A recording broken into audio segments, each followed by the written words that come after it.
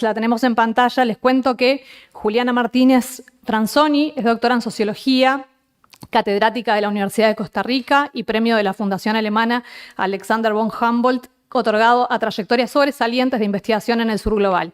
Se enfocan en análisis comparado de la política social en América Latina, incluyendo la de cuidados.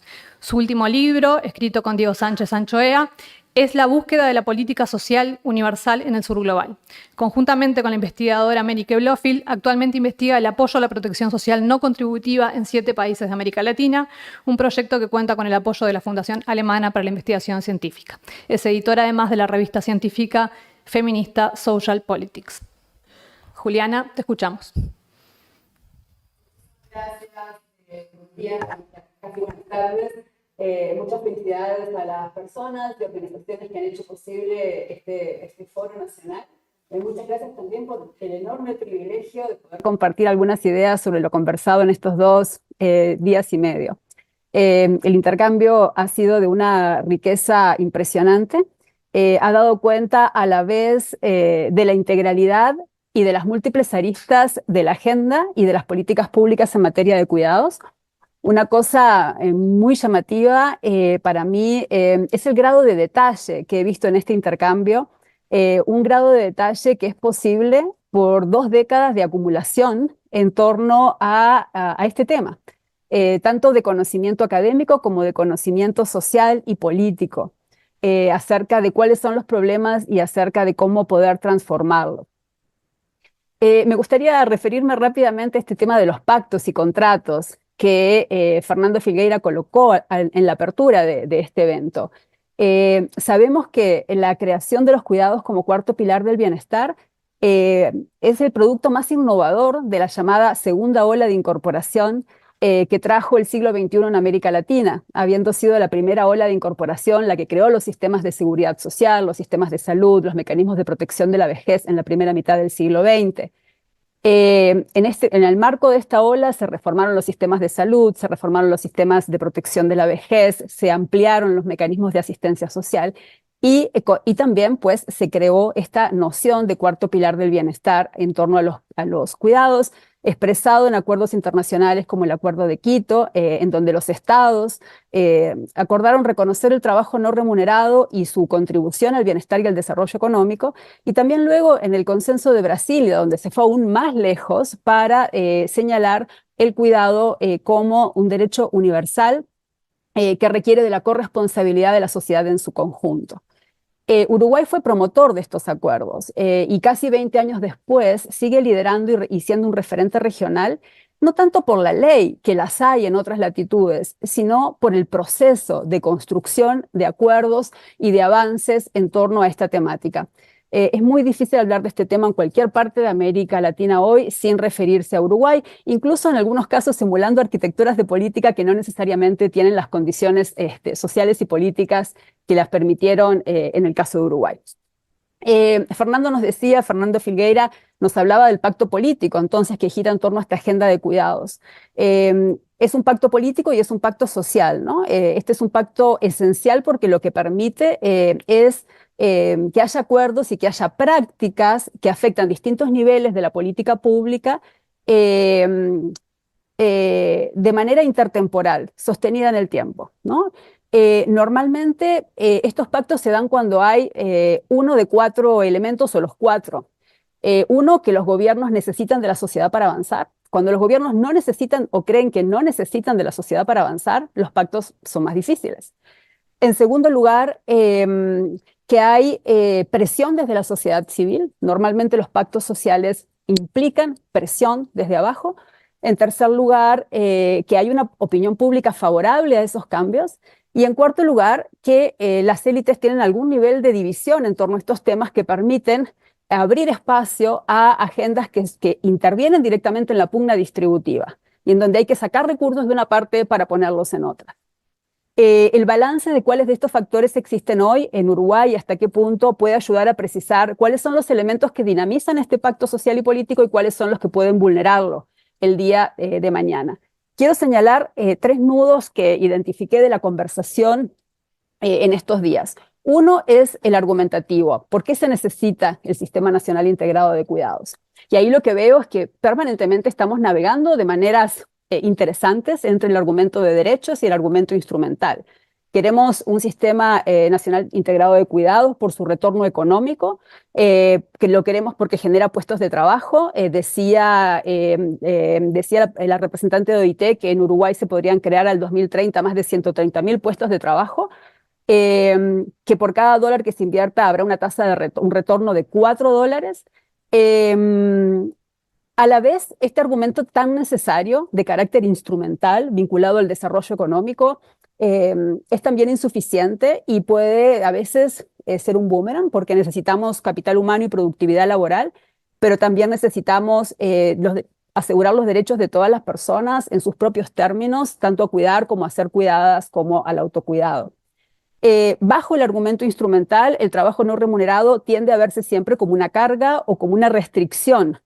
Se asume básicamente que es posible prescindir prácticamente del trabajo no remunerado de cuidados, aunque toda la investigación y la experiencia nos dice que en la sociedad ideal siempre tendremos que cuidar y siempre será no solo posible, sino deseable tener espacios para el trabajo no remunerado.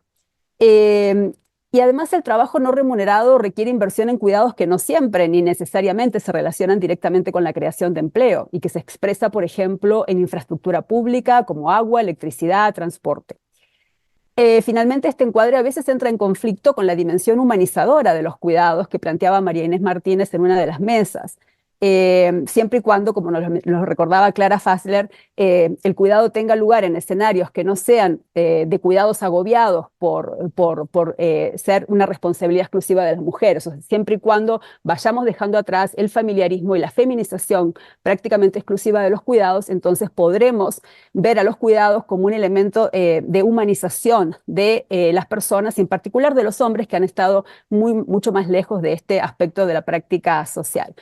¿Cuántas cosas podrían ser distintas hoy en el mundo si esta humanización que nos brindan los cuidados estuviera más presente en la toma de decisiones y nos permitieran avanzar más rápidamente hacia esa sociedad de los cuidados que nos propone la CEPAL?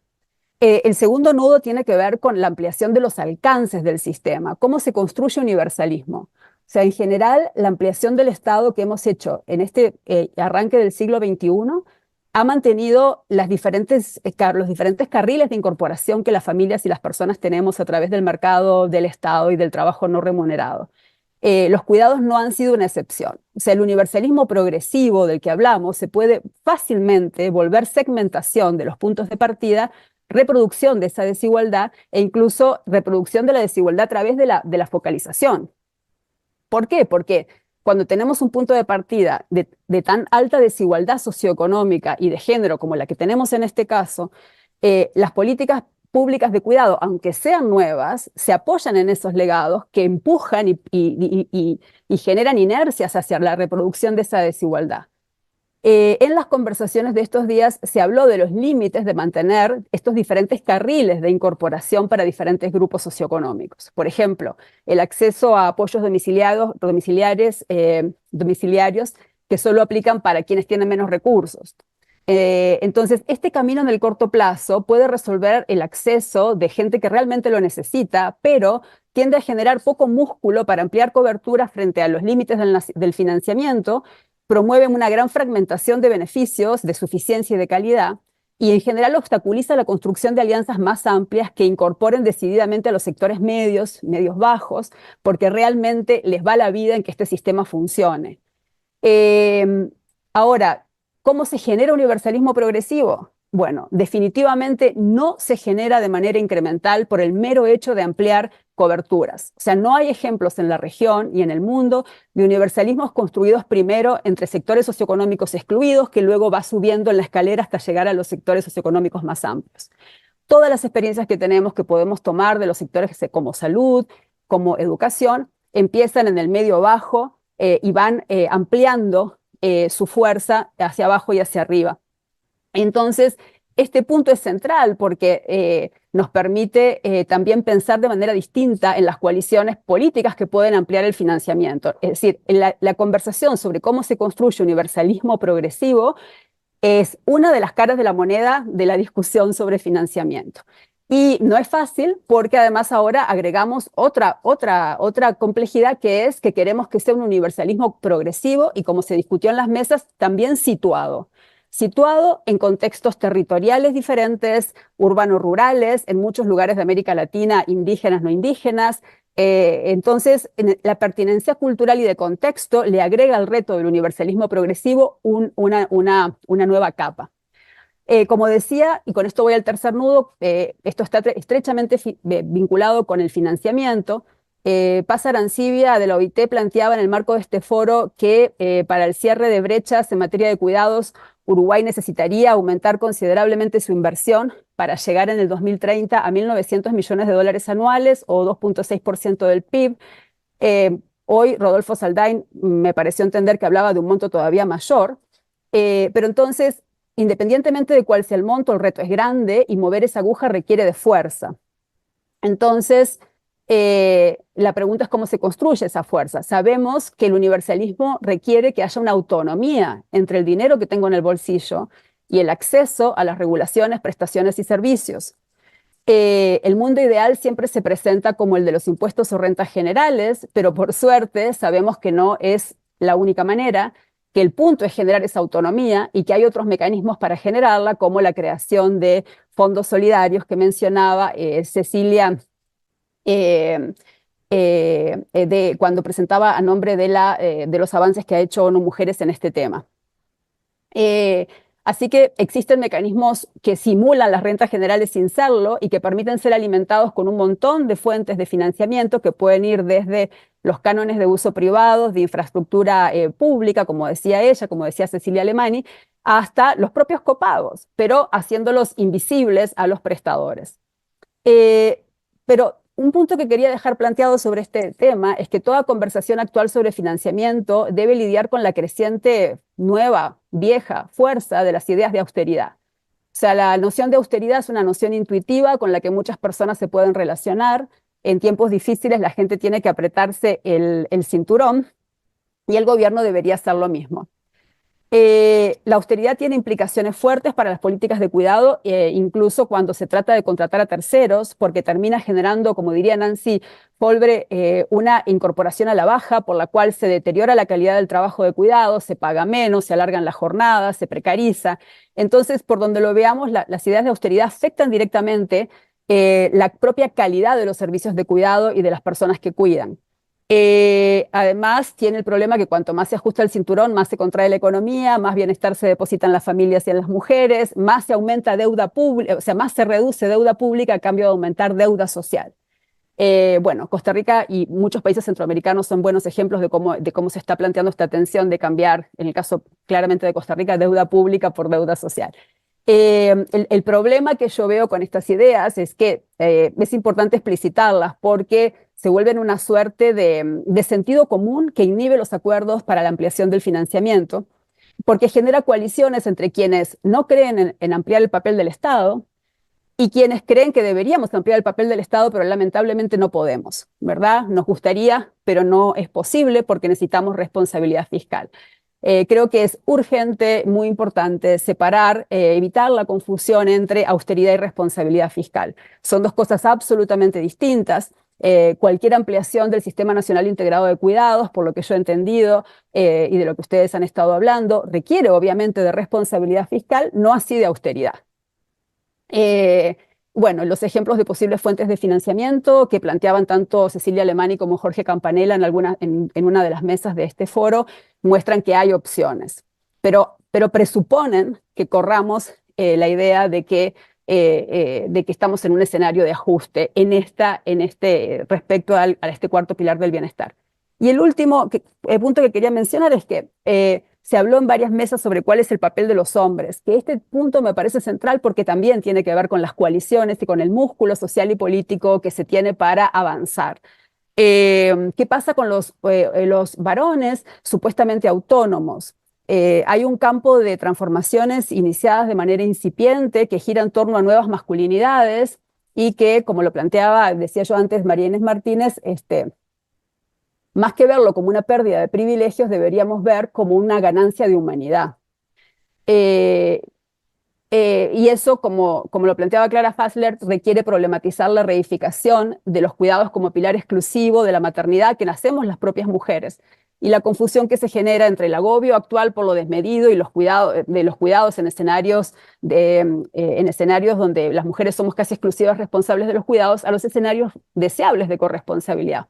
Yo creo que en este camino el Sistema Nacional Integrado de Cuidados ha avanzado, aunque de manera incipiente, en sacar a los varones de población prioritaria, digamos, del numerador, de los que deben ser cuidados, de manera implícita durante décadas de la vida, o sea, de ser población cuidado dependiente a ser población cuidadora, a estar en el denominador.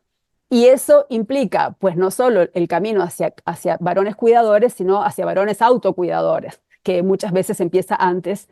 O sea, subjetividades autocuidadoras son necesarias para también poder ser cuidadoras. Entonces, ahí hay un reto porque, como decía antes, no tiene que ver solamente con los hombres como sujetos de la política, sino con los hombres como promotores y embanderados de la política. Y bueno, termino diciendo que creo que estamos claros de que en nuestra región la desigualdad socioeconómica y de género eh, matrizan todo lo que pasa en nuestra vida cotidiana. Soledad Salvador, en el inicio de este foro, nos hablaba de la distinción entre mujeres de pisos pegajosos, mujeres de escaleras rotas y mujeres en situación de techos de cristal. Las diferencias entre estas mujeres son enormes, mientras en las de pisos pegajosos a los 29 años, 8 de cada 10 ya son madres. En las de techos de cristal, las mujeres con más educación formal y más inserción laboral, a los 34 años hay un 70% que empieza a ser madre a partir de esa edad. Dado que se está buscando fortalecer una coalición pro cuidados, yo agregaría la importancia de conocer más acerca de la perspectiva que las personas tienen sobre los cuidados en función de esta situación estructural. Porque siendo muy cierto que las políticas de cuidado moldean preferencias, es indudable, también es cierto que en un momento dado del tiempo las preferencias pueden habilitar espacios para la acción colectiva, para el comportamiento electoral y en general para la politización de los cuidados.